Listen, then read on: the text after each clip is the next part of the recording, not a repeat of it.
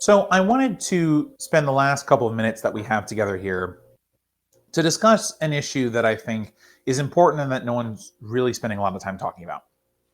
So, um, this may not just exist in the United States, it probably doesn't, but the term that we have for this thing that I'm about to refer to is food deserts and bank deserts.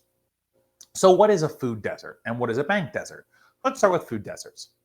So, food deserts are areas of are population centers or areas where there is not a variety of different types of grocery stores or food providers or vendors.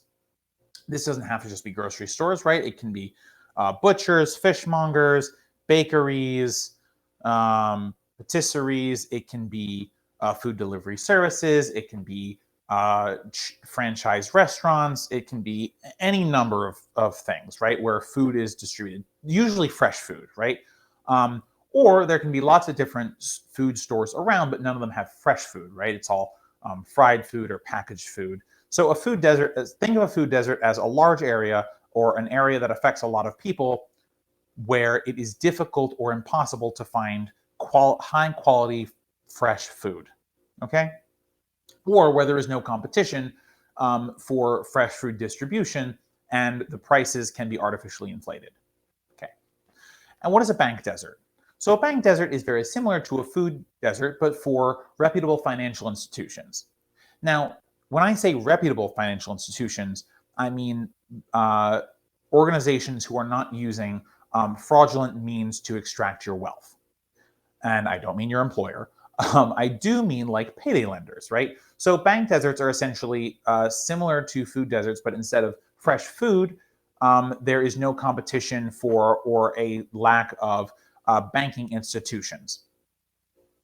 Now, what's interesting about this is that oftentimes these occur in very poor areas because the thought is, and by the way, this is a fairly rational thought for a capitalist society, which is if there aren't a lot of people with a lot of money in this area, then I, as an owner of a fresh food distributor or an owner of a bank, should not place a branch there because we will not make a ton of money because the people in the area will not be able to spend a lot of money at our institution, which, if you're a capitalist, is a fair thought. As a socialist, I think it's wrong, but it is in line with capitalist principles.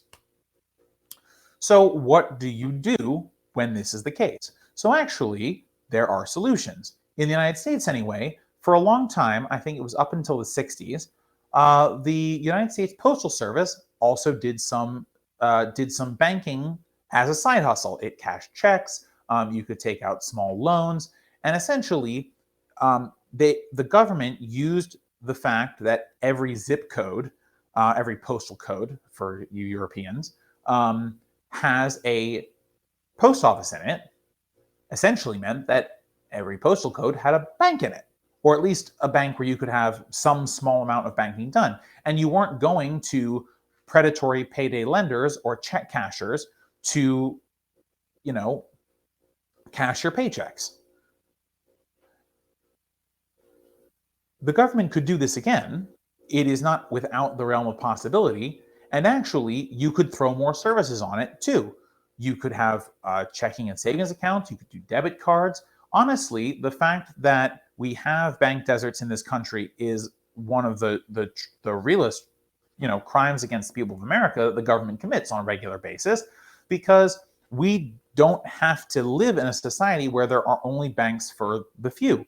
Everyone could have banking. And by the way, it's not like banking is some luxury. Everyone needs to bank, especially in a more digital economy, because the ones and zeros on the screen, oftentimes that's like the banks deal with all of that, right? And if you throw in the postal service into the banking mix, they can help with that. Nothing is done by check or cash anymore, right? Everyone has cards and things, but in order to have a card, you have to have an account. And if you don't have a bank near you, or a bank doesn't want to offer you a line of credit or a debit card because you have so little money, then you're going to be excluded from the economy in general. But that can be fixed, right? The government can actually create an institution, well, not even create an institution, use an already existing institution to create that kind of parity between areas with banks and areas without banks. And by the way, because the government could offer these services for essentially free or very inexpensively, it would also help people who live in well-banked areas because essentially you would have the option to compete with the largest bank in the country, which would be the federal government. And services would have to be the competition that would be introduced there would cause prices to go down and service quality to increase because the private banks, privately owned banks, would essentially want you as a customer to do the balancing act between the federal bank as the post office and the private bank and say, hey, the private bank is actually going to do better for me in the long run, or I'm going to get better rates or what have you. And so the actual quality of banking in this country for regular people would increase. So this would be an excellent thing to do. I think the federal government should do it. Now, moving back to food deserts. Well, how's the federal government going to fix the problem of food deserts? Well, this is a little bit more complicated. Because the federal government does not already have a large-scale institution that distributes food, it would be a little bit more complicated to do that. However, the federal government also, other than the post office, has Social Security offices and other places where people receive their federal benefits.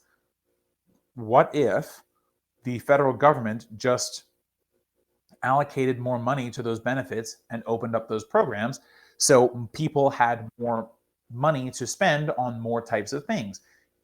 That's one option, right? And then you would hope that through the competition and desire for profits of capitalism, food distributors and groceries would come into neighborhoods because they'd see it as a profitable venture to have groceries in more places and to compete with other groceries because people would have more money to spend. That's one option. Or another option, and you could do this, and this would have widespread effects throughout the American economy. You could have the United States Food and Drug Administration set up a chain of grocery stores that essentially operates in this similar way to the Postal Service does, which is to say that there's one in pretty much every postal code, and you can buy American produce, American-made produce, and sell it for at cost, right? The government doesn't have to make any profit off it, or even if they do make profit, like a teeny, teeny, tiny bit to help fund the program. But essentially, you could create, now it would take a long time to do, but you could have a program where you essentially created little groceries in every zip code in America that were entirely funded, that were entirely self-funded and entirely reliant on the types, for the most part, the types of food that can be produced in the United States. Not only would this increase the access to food that individuals have, but it would be a great thing for farmers in the United States and slaughterhouses in the United States who would get the added benefit of having their food purchased by the federal government, so they'd almost never have to worry about a buyer. And you could perhaps you would even encourage more farms and more food manufacturing in the United States because there would be this large demand for American-made produce. So I actually produce meats and things. So I actually think of the two options, the federal government actually creating a grocery chain would be a much better idea than just putting more money in the community. Mind you, I think there should be more money in communities anyway. But the point that I'm trying to make here with this segment is that these problems that we see in our communities, food deserts, bank deserts, lack of access to healthy food, lack of access to safe financial institutions, these are problems that the government essentially chooses not to solve for us. We have the ability to do these things, not us as individuals, but us as a country. We have the ability to actually make this problem disappear. And whether it's the United States or any other country, we can get out of the situation where people don't have good food to eat and don't have safe places to keep their money. If we're going to exist in a capitalist system, we should at least exist in the fairest version of a capitalist system as possible, which allows for everyone to get what they need to survive: food, financial products, even just basic ones like a debit card, and to get their paychecks cashed, and to make sure that there is enough servicing for individuals so that they don't have to rely on people who are using scams like payday loans to take their money away from